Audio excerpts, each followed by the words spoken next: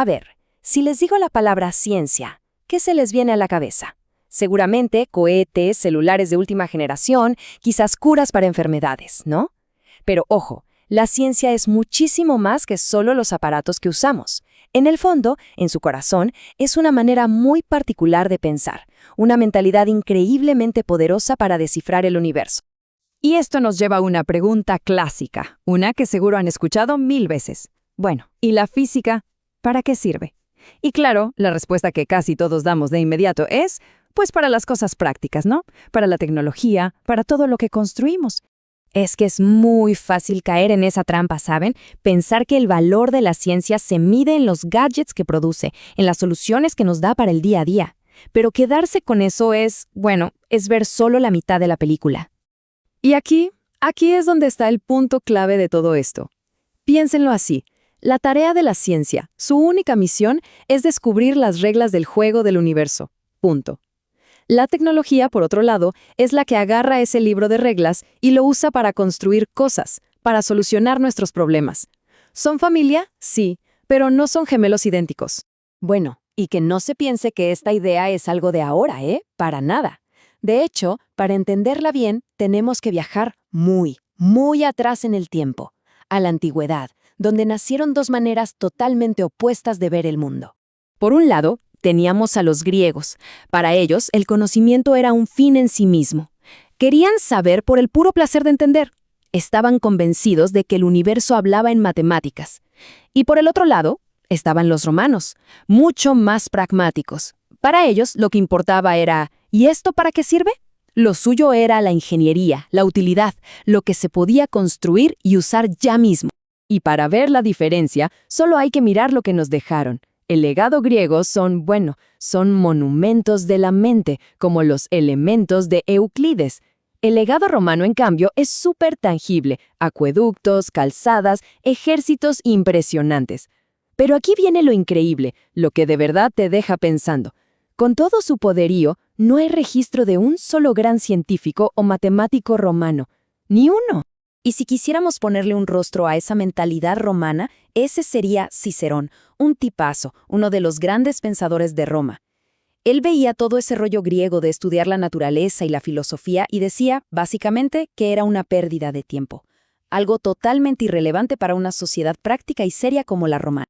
Ok, entonces, ¿cómo es que esa forma de pensar de los griegos se transformó en lo que hoy llamamos ciencia?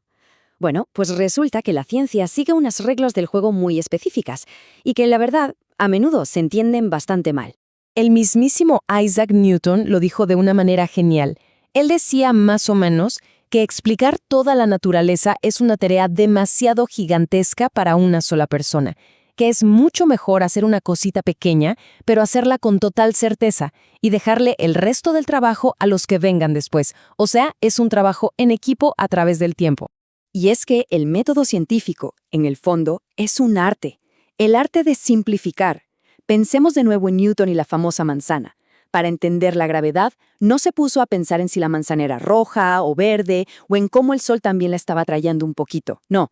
Primer paso, simplificó todo al máximo, imaginando que la Tierra y la manzana eran solo dos puntos en el espacio. Segundo paso, ignoró todas las demás complicaciones. Y solo así, en ese modelo súper simplificado, ¡pum!, pudo descubrir la ley matemática que lo gobernaba todo. Y ahí está la magia, ¿no? La mente científica tiene esta habilidad increíble de ver lo simple dentro de lo complejo. Alguien que intenta entenderlo todo a la vez, con todas sus variables, simplemente se ahoga en el caos. Es esa capacidad de simplificar, de aislar el problema, lo que nos ha permitido descubrir las grandes leyes del universo. Ahora bien, este método tan riguroso choca de frente con su polo opuesto, la pseudociencia, que, ojo, muchas veces se disfraza con palabras científicas, pero por dentro está vacía. Vamos a ver cómo podemos aprender a diferenciarlas. Miren, si la ciencia es un edificio construido sobre una base sólida de observación y evidencia material, la pseudociencia es una casita de naipes. Se apoya en cosas mucho más frágiles, en que lo dijo una persona importante, en chismes, en reportes que nadie se ha molestado en comprobar. Vamos con un ejemplo para que quede más claro. ¿Qué tal esta afirmación? Que muchos de los problemas de salud de hoy en día son por culpa del síndrome de deficiencia del campo magnético. ¡Wow! Suena súper científico, ¿no creen? Pero claro, si uno lo piensa 2 segundos, la lógica se cae a pedazos. Como dice nuestra fuente, con ese mismo argumento podríamos inventarnos el síndrome de deficiencia de hielo o, qué sé yo, el síndrome de deficiencia de mosquitos. Y es que ese es el problema. Cuando aceptamos una causa y un efecto sin ninguna prueba, pues literalmente cualquier cosa puede ser la causa de cualquier otra. Es un vale todo. Aquí hay otra pista muy común. La pseudociencia adora hablar de cosas que, por su propia definición, son, bueno, inmateriales, intangibles. Pensemos, por ejemplo, en el ello, el yo y el superyo del psicoanálisis. La pregunta es simple. Si algo no se puede medir, tocar u observar de ninguna manera, ¿cómo demonios se puede estudiar científicamente? Entonces, para que se lleven una herramienta práctica, aquí va una especie de checklist para detectar pseudociencia. 4 preguntas básicas. 1. ¿Estudia el mundo material? 2. ¿La observación es la base de todo? 3. ¿Construye sobre lo que ya se sabía antes? O sea, ¿tiene continuidad histórica? Y 4. ¿Simplifica, estudiando las partes para entender el todo? Si la respuesta a alguna de estas es no, bueno, hay que encender las alarmas porque probablemente no sea ciencia. Y todo esto nos lleva a la parte final, a una reflexión que es, la verdad, un poco preocupante. Porque esa mentalidad científica, esa curiosidad en su estado más puro, podría ser algo que estemos poniendo en peligro.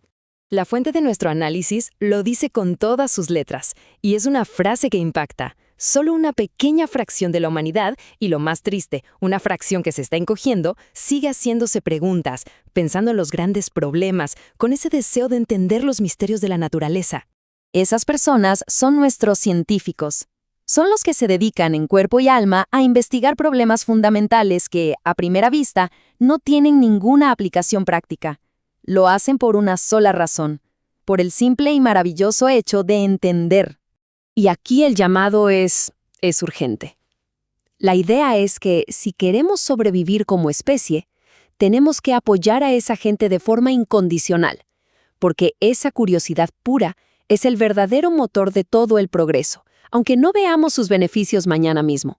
Y con esto nos quedamos, con una pregunta que da para pensar un buen rato. En este mundo nuestro, que está construido sobre la tecnología y que solo parece valorar lo útil y lo práctico, ¿cómo le hacemos para proteger esa curiosidad, esa simple gana de saber que al final del día es la que lo hace todo posible?